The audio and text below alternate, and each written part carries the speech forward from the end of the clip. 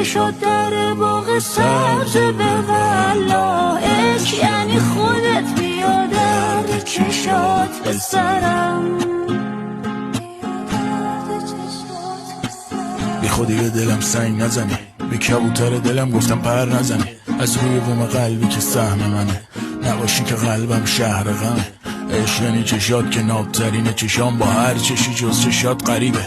تازه فهمیدم دلم آب نیده و گر نشنا میکنه بگی آفرین بش.